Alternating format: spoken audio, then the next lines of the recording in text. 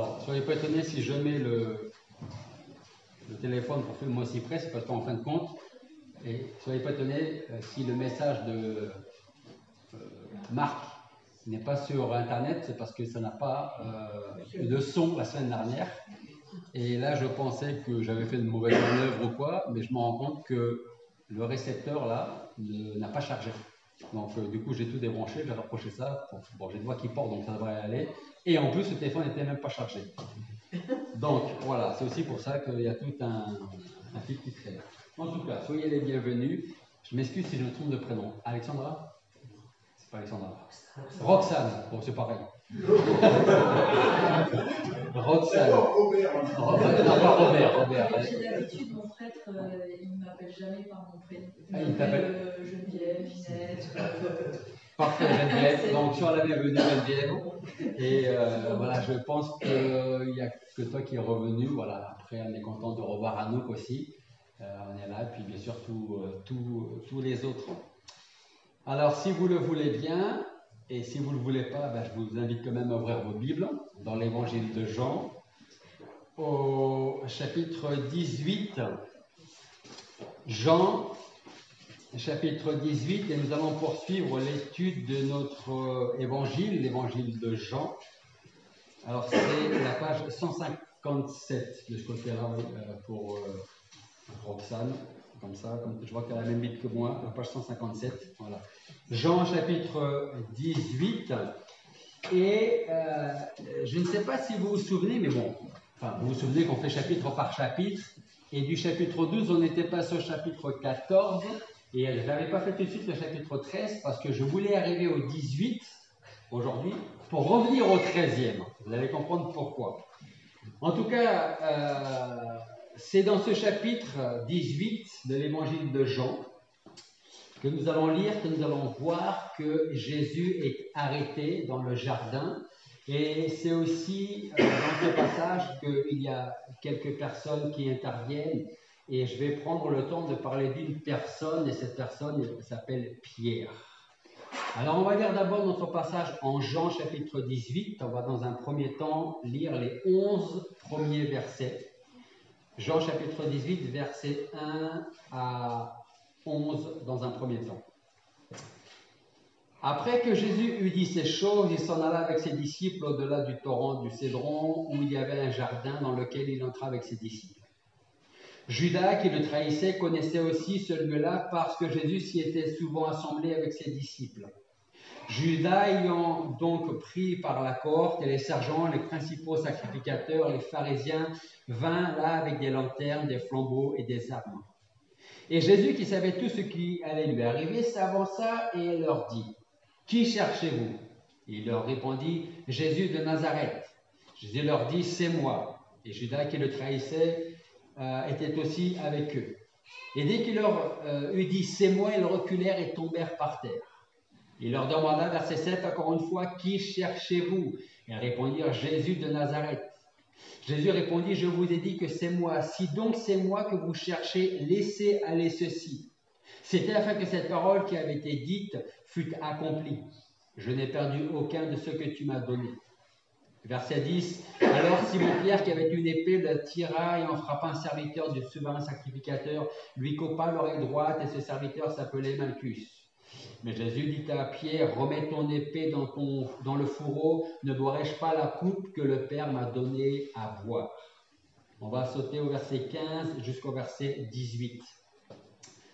Or Simon-Pierre, avec un autre disciple, avait suivi Jésus.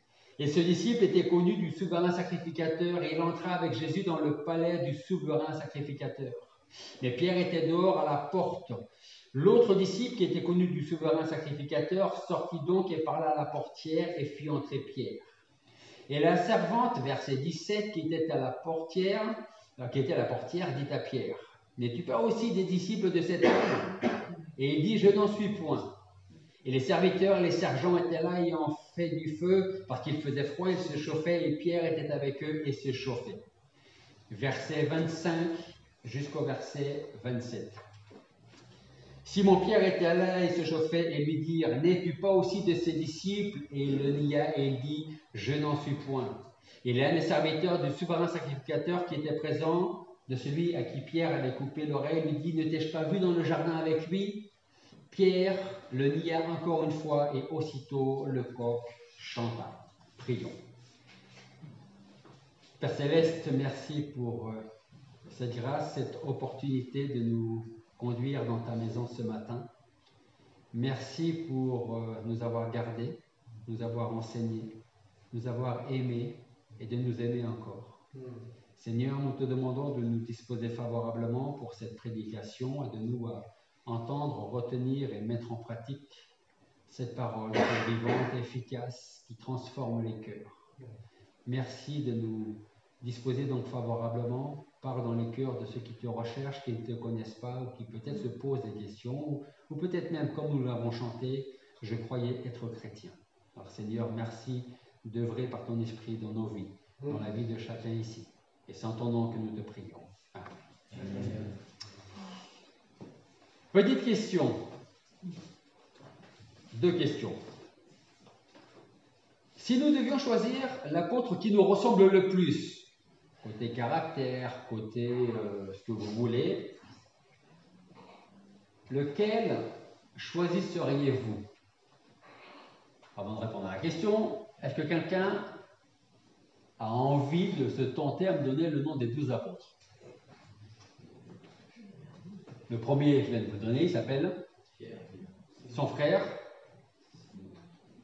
Non, Simon, c'est Pierre, c'est pareil. Enfin, je crois qu'il a dit Simon, mais j'ai cru entendre Simon. André. Ensuite, Jacques et Jean, fils de Zébédée, qui sont aussi les fils du tonnerre. Ok. Après, Judas Iscariote qui livra le Seigneur. Matthieu.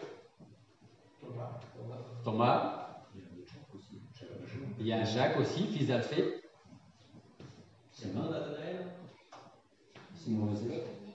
Simon le Zélote ou le Cananite, ça dépend des versions. J'ai cru entendre quelque chose là-bas, par là-bas. Non? Quelqu'un n'a pas dit Nathanaël? Ok. Qui s'appelle aussi Philippe, apôtre. Ensuite, il y a Barthélemy et Thaddée. Ok? Donc, je repose ma question. Si vous devez choisir un de ces personnages-là, lequel seriez-vous, enfin celui qui serait le plus apparenté à vous? Moi, Thomas, je dois reconnaître que parfois, Thomas, voir pour croire. C'est bien de le reconnaître. Ok? Quelqu'un d'autre veut se tenter? Thomas, c'est vrai. Thomas, toujours. Pierre. Pourquoi Pierre? Aussitôt. Peut-être même des fois trop tôt. Ok? Et c'est ce qu'on va voir. Donc en fait,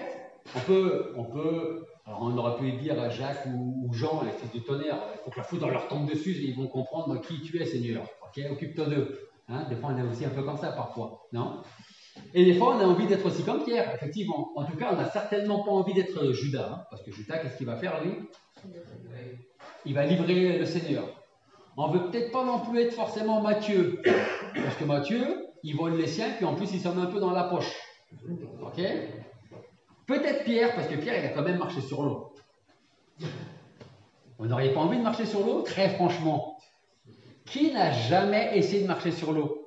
Quand il était petit ou grand? Merci. Moi aussi, quand j'étais petit, à la piscine, j'essayais de marcher plus longtemps sur l'eau, mais j'ai fait juste un pas et après, je suis parti sous l'eau.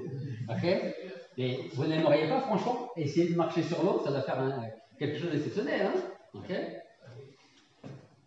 Alors, on aimerait être éventuellement Pierre, mais avoir simplement les bons côtés de Pierre, pas ce Pierre qui a renié le Seigneur.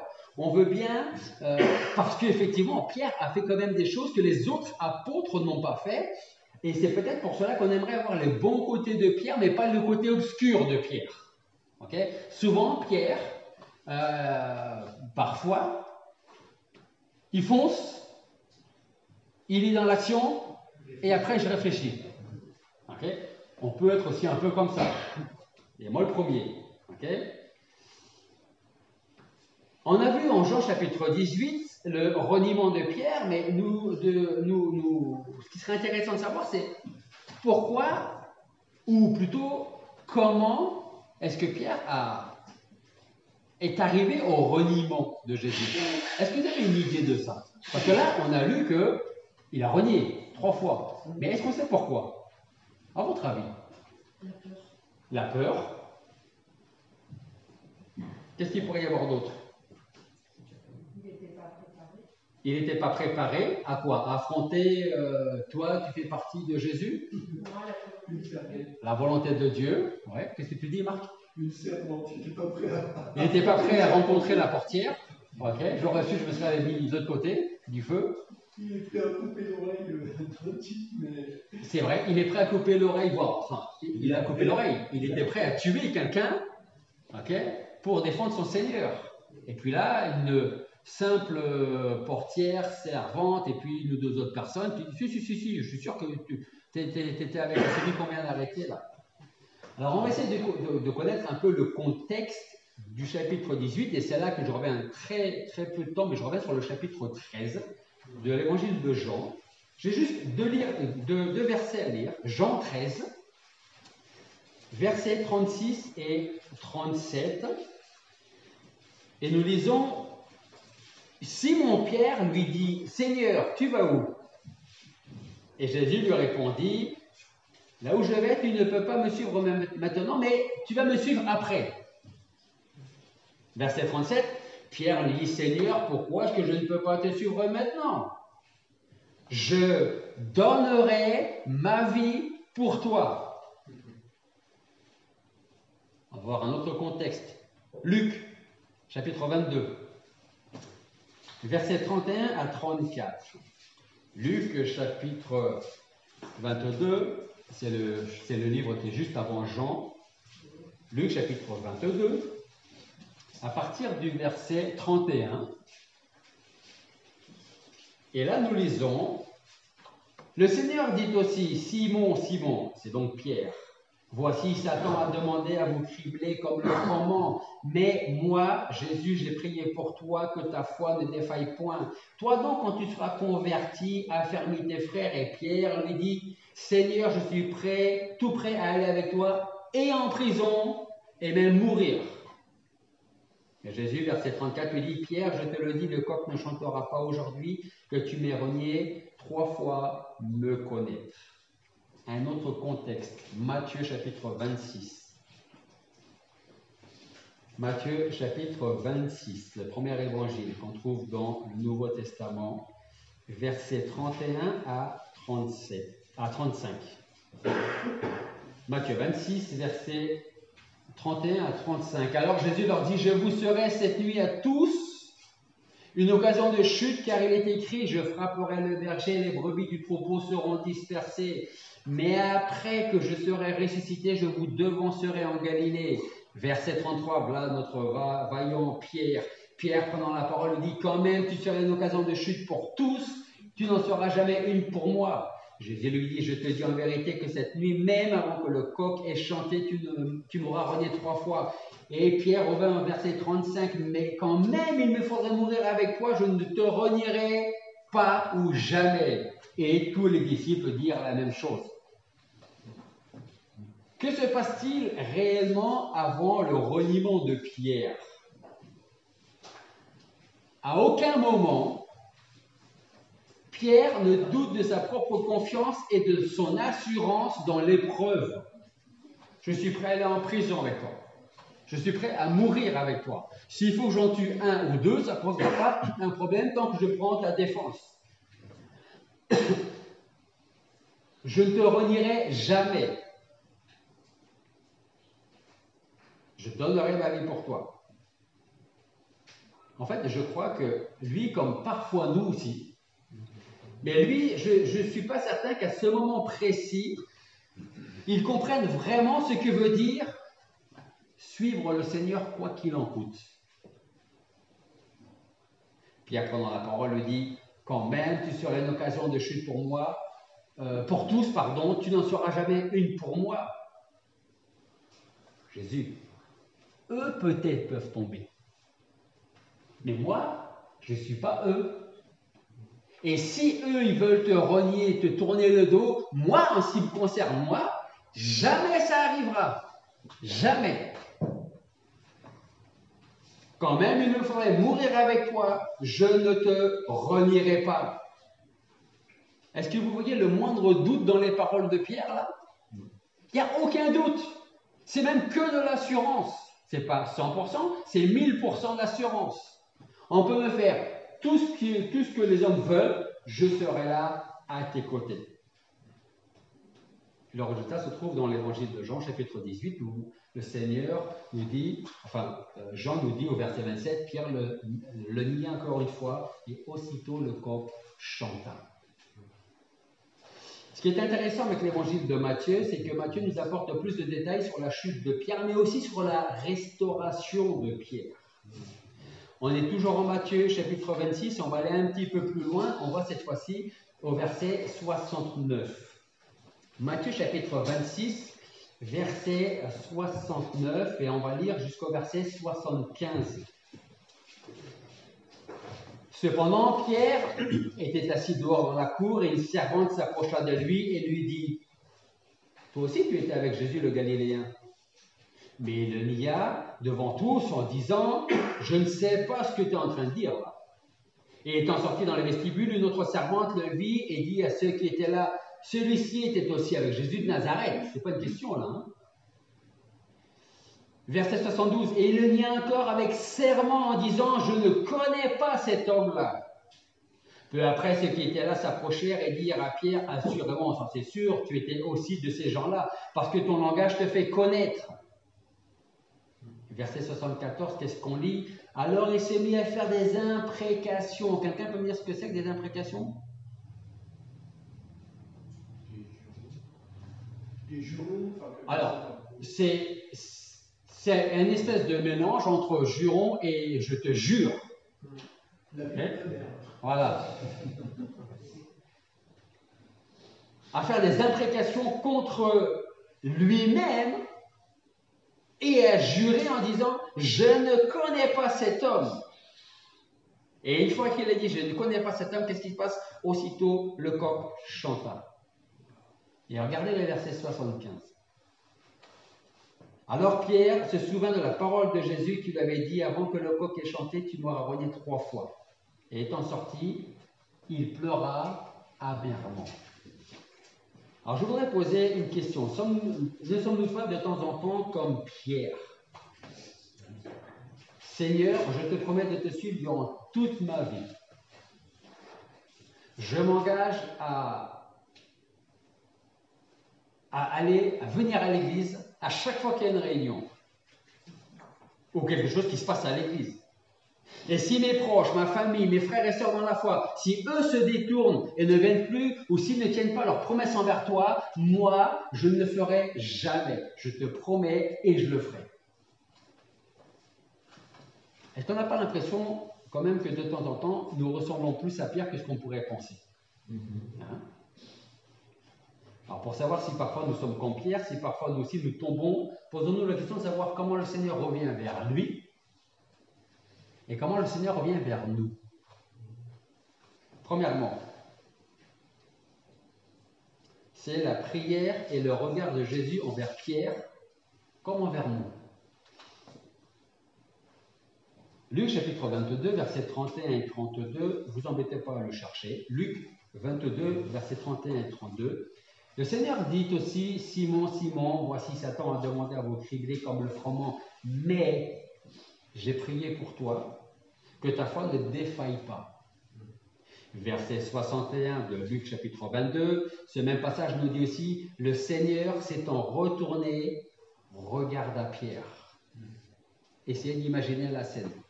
Un feu, des gens qui se réchauffent, qui se tiennent au chaud, Pierre qui essaie de se cacher comme il peut, qui nie tout ce qu'il peut nier, et Jésus juste à peine un peu plus loin, mais pas trop loin pour pouvoir regarder Pierre et que Pierre surtout voit Jésus-Christ. Je ne vous apprendrai rien si je vous dis qu'un regard peut être plus parlant qu'une parole, n'est-ce pas? Des fois, ma femme, elle a juste à me regarder. Ça suffit. Messieurs, rigolez pas, je suis sûr que c'est la même chose pour vous. Ok. Ou quand on a besoin de regarder nos enfants et de les reprendre sans dire un mot aussi. La chute de Pierre a été de nier qu'il connaissait Christ, qu'il était son disciple. Alors de quelle manière Pierre a-t-il pu être restauré? C'est par la prière du Seigneur. Il dit « J'ai prié pour toi ». Qu'est-ce que fait le Seigneur aujourd'hui, jour après jour, après jour, après jour, pour moi, pour vous? Il prie. Ou plutôt, il intercède pour nous auprès du Père. Et il dit « Il est encore tombé, mais… » Je vous dirai la suite après du « et ». Il y a aussi le regard du Seigneur. Le Seigneur s'étant retourné, regarde à Pierre. Alors je ne sais pas si nous pouvons comprendre à ce moment très précis ce qu'il pouvait y avoir dans les yeux, dans le regard de Jésus. Et je ne suis pas certain qu'on puisse réaliser ce qu'il y avait dans le regard de Pierre. Ni dans le cœur de Pierre, ni dans, sans jeu de mots d'ailleurs, ni dans la tête de Pierre. Au moment précis où Jésus le regarde, mais il y a un résultat. Jésus le regarde et qu'est-ce qui se passe? Verset 62, il sort, il pleure amèrement. C'est ce qui m'amène au deuxième point, c'est la conviction, les larmes et la repentance.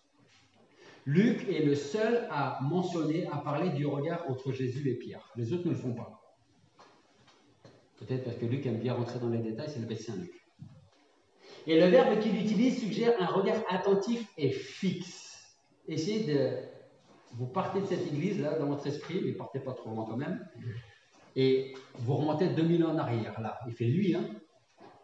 Jésus est arrêté, et vous êtes là, au milieu de la scène. Jésus regarde Pierre, c'est un regard convaincant. Jésus s'est retourné, regarde Pierre, comme pour lui dire, « T'es sûr que tu ne me connais pas ?»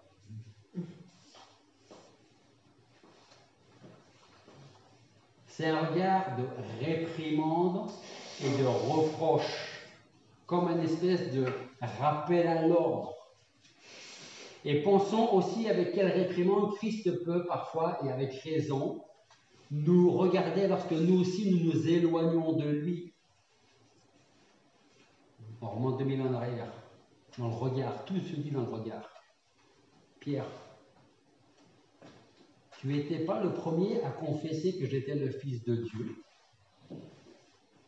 Tu n'avais pas solennellement promis devant tous les autres que eux, s'ils pouvaient tomber, toi tu ne le ferais pas.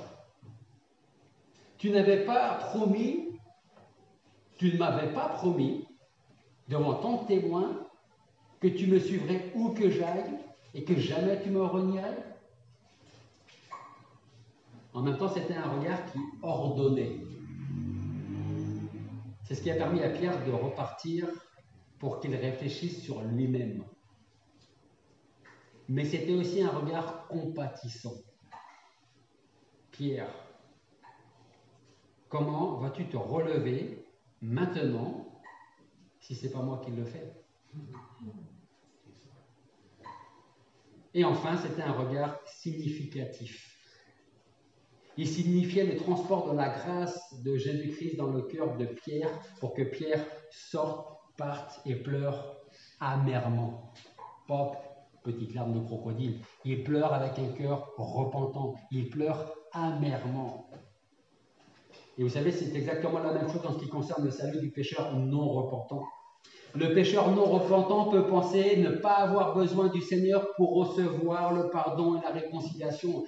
Il peut penser que venir au Seigneur quand il veut et sans réelle conviction, sans aucune larme, sans aucune repentance. Alors ça ne veut pas dire que quand vous venez au Seigneur, vous devez obligatoirement pleurer. Il y a des gens qui vont pleurer, d'autres qui ne vont pas pleurer, d'autres qui vont sauter de joie en l'air. Mais s'il n'y a pas de repentance, il n'y a pas de salut. On peut avoir un salut sans larmes, mais pas un salut sans repentance. Le pécheur non repentant pensera que Jésus-Christ n'a pas besoin d'intervenir dans son cœur pour lui permettre de venir à lui.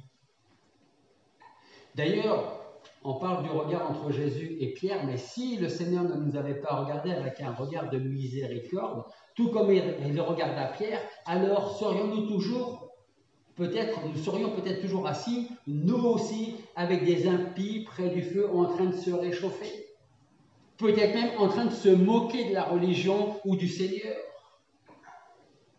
Si le Saint-Esprit n'avait pas changé notre cœur, alors jamais nous ne serions venus au Seigneur avec cette conviction de péché, avec nos larmes et surtout avec notre repentance. Alors comment Pierre fut-il restauré? Eh bien, tout d'abord en se souvenant des paroles du Seigneur qui nous dit, Pierre, je te le dis, le coq ne chantera pas aujourd'hui que tu ne m'aies renié 3 fois. Et en même temps, il se souvenait de ses propres paroles. Quand même, tu serais une occasion de chute pour tous, tu n'en seras jamais une pour moi. Quand même, il faudrait mourir pour toi ou avec toi, je ne te renierai pas. Cette conviction a laissé la place ensuite aux larmes et à la repentance. Et si ce matin vous ne connaissez pas le Seigneur Jésus-Christ comme votre Seigneur et Sauveur, alors vous devez venir à lui avec un cœur repentant. C'est uniquement de cette manière-là qu'il va vous restaurer. Parce que je pense que si Pierre n'était pas sorti en pleurant amèrement avec cette conviction de repentance, il ne serait pas restauré. Et on n'aurait pas l'autre Pierre, après la résurrection de Jésus-Christ, et c'est ce qu'on va voir maintenant. C'est le 3e point. Pierre entend la nouvelle de la résurrection et qu'est-ce qu'il va faire? Il court au tombeau. Juste une petite question, Albert. Est-ce qu'il n'y a pas beaucoup d'orgueil dans Pierre et que Dieu a voulu enseigner à Pierre, justement, a voulu enseigner par cette épreuve-là? Tout à fait. Orgueil, trop d'assurance. Ouais. Trop d'assurance. Okay. La Bible, qu'est-ce qu'elle nous dit? Que celui qui pense être debout, fasse attention de ne pas tomber. Hein? C'est pour ça que je disais tout à l'heure, j'ai dit un peu pour plaisanter, mais il n'y a pas trop de plaisanterie quand même. On peut promettre des choses au Seigneur, dire je suis prêt à, allez, je vais m'engager dans l'église, je vais faire des choses pour toi à l'église, et puis pour nos uns, pour une autre, je ne suis plus aussi présent qu'est-ce qu'il faudrait. Okay? Ça aussi, on n'a pas renié le Seigneur en disant je ne le connais pas, mais on a renié ce qu'on lui a promis. C'est exactement la même chose. Et donc ce 3e point, après qu'il pleure amèrement, il y a 3 jours qui se passent, puisqu'il entend la nouvelle de la résurrection, il court au tombeau. Donc on peut très facilement comprendre le fait que Pierre se mette à courir à l'écoute de la nouvelle, parce que ne l'oublions pas, quelques jours auparavant, il avait renié le Seigneur, il a nié le connaître. Lui et les autres disciples pensaient ne plus jamais revoir le Seigneur Jésus-Christ vivant. Alors quand il entend que son Seigneur est vivant, ce même Seigneur qu'il a renié quelque temps avant, il court vérifier les paroles de Marie. Et c'est un peu comme s'il voulait alléger sa peine, la peine de son cœur, la peine de son reniement. Comment Pierre fut-il restauré? À l'annonce de la résurrection de celui qu'il avait renié quelques jours plus tôt. Comment pouvez-vous être restauré, vous qui ne connaissez pas le Seigneur de gloire comme votre Seigneur et Sauveur? En faisant presque la même chose que Pierre. Pierre, il a couru au tombeau pour voir que le tombeau était bien vide. Si vous ne connaissez pas le Seigneur, vous pouvez être restauré en courant. Pas au tombeau parce qu'il est vide, mais à la croix de Jésus-Christ. Et plus exactement, au pied de celui que, certainement, vous avez renié jusqu'à aujourd'hui toute votre vie. On va peut-être dire, moi j'ai renié personne, hein. D'une certaine façon, si, on renie dans le sens où, si on entend parler de Jésus-Christ et qu'on ne veut rien savoir de lui, c'est un peu la même chose. Ça ne m'intéresse pas. Ça, c'est votre truc à vous, pas à moi. Courir au pied de celui qui est ressuscité, qui vit au siècle des siècles, parce que, comme je vous l'ai dit, qu'on soit chrétien ou pas, on a renié le Seigneur plus d'une fois dans notre vie. Plus d'une fois. Par nos paroles, par notre vie, par nos actes, par nos pensées. Moi, je veux être Pierre, mais pour marcher sur l'eau. Mais pas le Pierre orgueilleux. Hein? Donc il faut venir au Seigneur en implorant son pardon avec un cœur repentant et vous serez assuré qu'il va savoir prendre soin de vous si vous venez à lui. Le quatrième et dernier point, c'est sa restauration publique et son appel au service. Jean chapitre 21. Alors ça, Dieu voulant, on le verra plus tard, mais j'ai juste un petit bout de passage à lire. Jean chapitre 21, c'est les versets 15 à 17. Jean 21, versets 15 à 17 nous dit « Après qu'ils eurent dîné, Jésus dit à Simon-Pierre, « Simon, fils de Jonas, m'aimes-tu plus que ceci ?» Pierre répondit « Oui, Seigneur, tu sais que je t'aime. » Jésus lui dit « Paie mes agneaux. » Il dit une seconde fois « Simon, fils de Jonas, est-ce que tu m'aimes ?» Pierre lui répondit « Oui, Seigneur, tu sais que je t'aime. » Jésus lui dit « Paie mes brebis. » Il dit pour la troisième fois « Simon, fils de Jonas, m'aimes-tu » Pierre fut attristé de ce qu'il avait dit pour une troisième fois « M'aimes-tu » Il lui dit « Seigneur, tu connais toutes choses, tu sais que je t'aime. » Et Jésus lui dit « Paie mes brebis. » Pierre venait de traverser une crise morale d'où il doit sortir complètement guéri et changé. Et dans le passage que nous venons de lire, nous avons cet entretien entre Jésus et Pierre. Et Jésus va faire subir à son disciple un examen de conscience et de cœur que Pierre n'est pas prêt d'oublier. Et si parfois vous avez l'impression, et ce ne sera peut-être pas forcément une impression, que Dieu vous traite un peu comme Pierre là, c'est peut-être pour nous rappeler que quelque temps avant, peut-être, on l'a aussi renié. Jésus va donc faire subir à Pierre un examen de conscience et de cœur que Pierre n'est pas prêt d'oublier. Et il y a quelque chose qui est intéressant dans la question là. Vous savez ce qui est intéressant dans la question de Jésus? Est-ce que tu m'aimes? Jésus ne l'interroge pas sur sa foi. Il l'interroge sur quoi? Sur son amour. À aucun moment, le Seigneur est en train de dire « Pierre, tu as renié ta foi, tu m'as renié moi, mais la foi, il l'avait toujours. Mais il est où ton amour pour moi ?» Il ne lui demande pas, il ne lui pose pas la question par rapport à sa foi, mais par rapport à son amour. Jésus va demander par 3 fois à Pierre s'il aime, car par 3 fois Pierre l'a renié. Et remarquez bien une chose très importante. Il y a dans la question de Jésus une phrase qu'il faut retenir. Qu'est-ce qu'on lit au verset 15? Après qu'ils eurent dîné, Jésus dit à Simon-Pierre, « Simon, fils de Jonas », c'est quoi la suite? M'aimes-tu? Je n'ai pas assez. Plus que? Hein?